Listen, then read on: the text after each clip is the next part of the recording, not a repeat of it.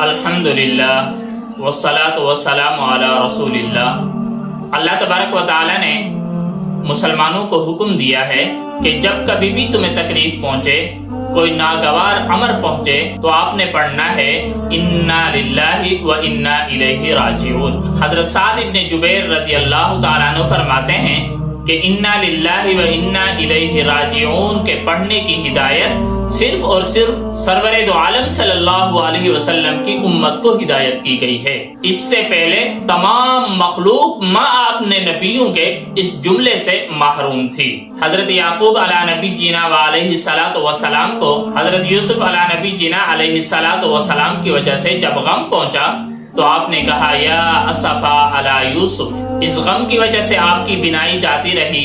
ہر وقت خاموش رہا کرتے تھے اور کسی سے شکوہ و شکایت نہیں کرتے تھے اور اسی غم میں وقت گزارا کرتے تھے۔ ایک موقع پر سرور دو عالم صلی اللہ علیہ وسلم کے جوتے کا تسمہ ٹوٹ گیا تو آپ صلی اللہ علیہ وسلم نے پڑھا انا للہ و انا الیہ راجعون۔ تو صحابہ کرام رضی اللہ تعالیٰ عنہ مجمعین نے فرمایا کیا اللہ کے رسول جوتے کا تسمہ ٹوٹ جانا بھی مصیبت ہے؟ تو آپ صلی اللہ علیہ وسلم نے فرمایا کہ مومن کو جو امر بھی ناگوار گزرے وہ اس کے لیے مصیبت ہے۔ حضرت ابو ہریرہ رضی اللہ تعالیٰ عنہ فرماتے ہیں کہ رسول خدا صلی اللہ علیہ وسلم نے فرمایا کہ جب تم میں سے کسی کے جوتے کا تسمہ بھی ٹوٹ جائے تو اسے پڑھنا چاہیے انا للہ و انا الیہ راجعون۔ مسند احمد میں ہے، حضرت ام سلمہ رضی اللہ تعالیٰ عنہ فرماتی ہیں کہ ایک مرتبہ حضرت ابو سلمہ رضی اللہ عنہ گھر میں تشریف لائے اور آپ صلی اللہ علیہ وسلم کی خدمت میں حاضر ہو کر آ رہے تھے تو بڑے خوش تھے اور فرمایا کہ میں بہت زیادہ خوش ہوں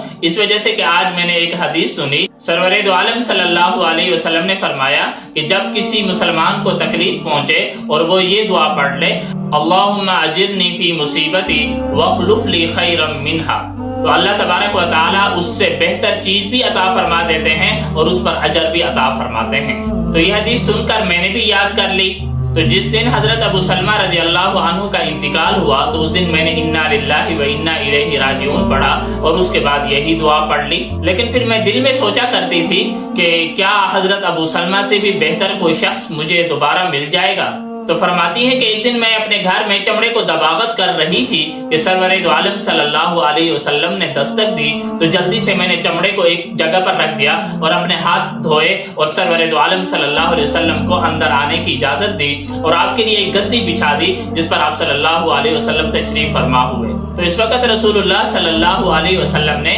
مجھے نکاح کی دعوت دی۔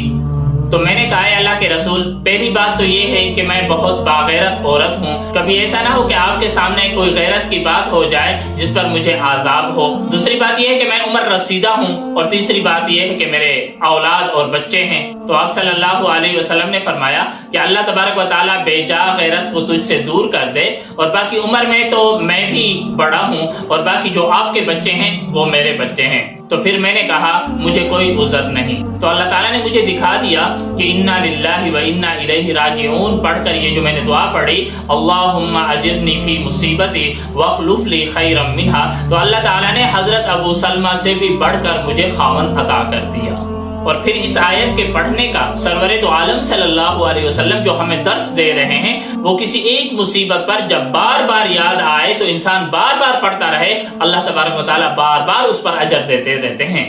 حضرت علی رضی اللہ تعالیٰ عنہ فرماتے ہیں کہ رسول اللہ صلی اللہ علیہ وسلم نے فرمایا کہ جب کسی مسلمان پر مصیبت آئے اور اس مصیبت کو بہت زیادہ دن گزر جائیں اور پھر اس کو یاد آئے اور وہ پڑھے انا للہ و انا الیہ راجعون، تو اللہ تبارک و تعالیٰ وہی اجر دیتے ہیں جو کہ شروع وقت صبر کے اوپر اللہ تعالیٰ اجر دیتے ہیں۔ ابن ماجہ میں ہے، حضرت ابو سنان رضی اللہ تعالیٰ عنہ فرماتے ہیں کہ ایک دن میں نے اپنے بیٹے کو قبر میں دفنا کر باہر ہی نکلا تھا کہ حضرت ابو طلحہ خولانی رضی اللہ تعالیٰ عنہ نے میرا ہاتھ پکڑا اور کہا کہ میں تجھے خوشخبری سناؤں۔ پھر کہا کہ میں نے رسول اللہ صلی اللہ علیہ وسلم کو فرماتے ہوئے سنا ہے کہ اللہ تبارک و تعالیٰ ملک الموت سے پوچھتے کہ جب تو نے میرے بندے کے آنکھوں کی ٹھنڈک اور اس کے جگر کے ٹکڑے کو چھینا تو اس وقت اس نے کیا کہا؟